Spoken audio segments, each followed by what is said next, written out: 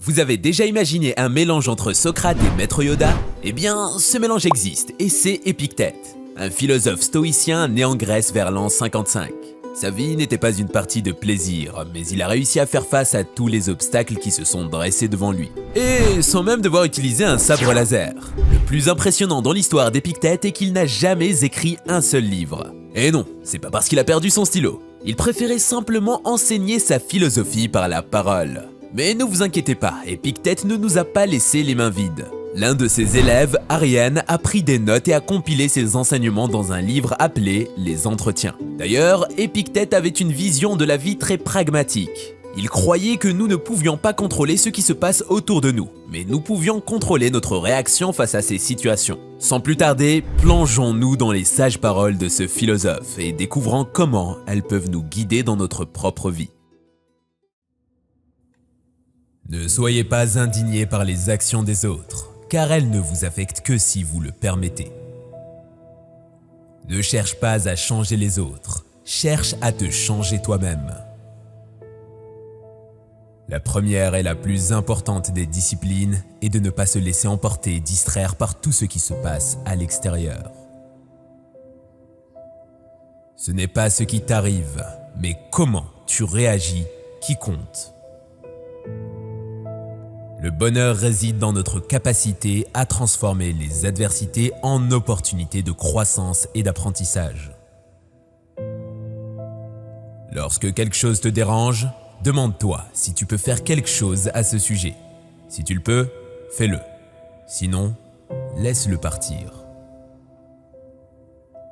Ne te préoccupe pas de ce que les autres pensent de toi. Sois plutôt préoccupé par ce que tu penses de toi-même. La véritable liberté consiste à ne pas être esclave de ses désirs, mais à les maîtriser. L'adversité est une occasion de montrer notre caractère et notre résilience intérieure. La gratitude est non seulement la plus grande des vertus, mais aussi la mère de toutes les autres. Le pouvoir réside dans l'instant présent.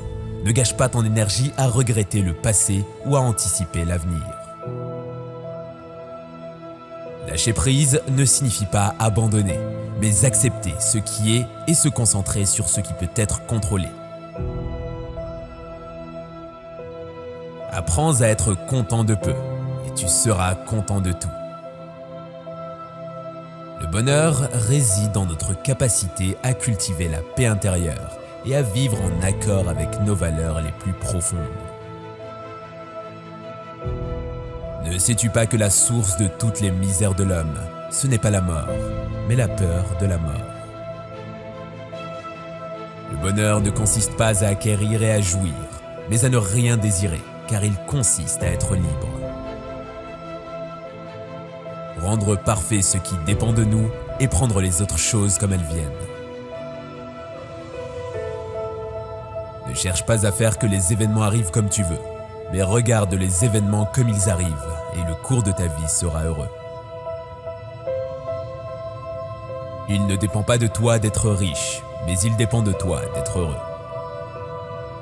Cherchons nos biens nous-mêmes, autrement nous ne les trouverons pas. Sois le plus souvent silencieux. Ne dis que ce qui est nécessaire et en peu de mots. Savoir écouter est un art. Ce que l'on doit faire, on le sait bien mieux que les philosophes. Tout est changement, non pour ne plus être, mais pour devenir ce qui n'est pas encore. Ce n'est pas par la satisfaction du désir que s'obtient la liberté, mais par la destruction du désir. Lorsque donc quelqu'un te met en colère, sache que c'est ton jugement qui te met en colère.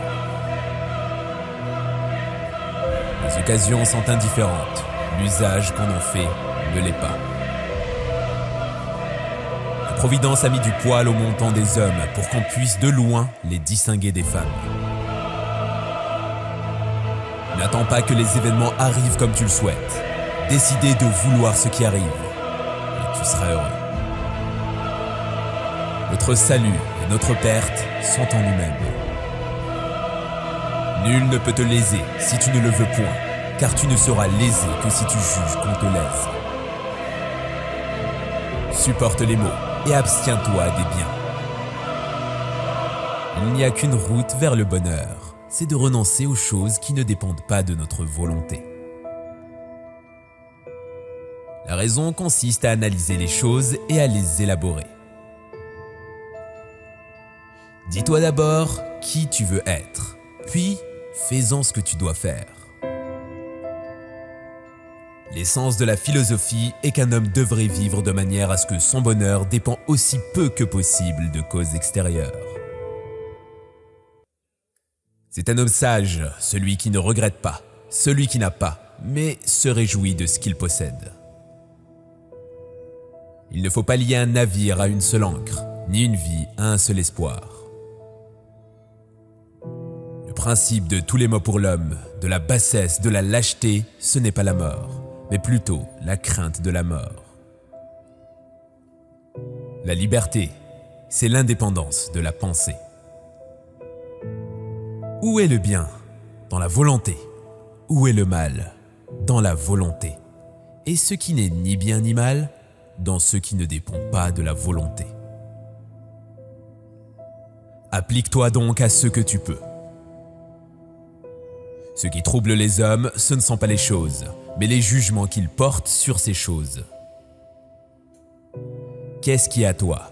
L'usage des idées. Toute personne capable de vous mettre en colère devient votre maître.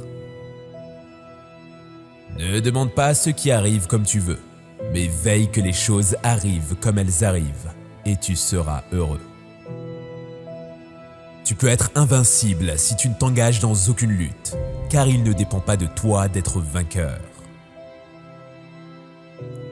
Un combat entre une jolie fille et une jeune philosophe débutante est un combat inégal.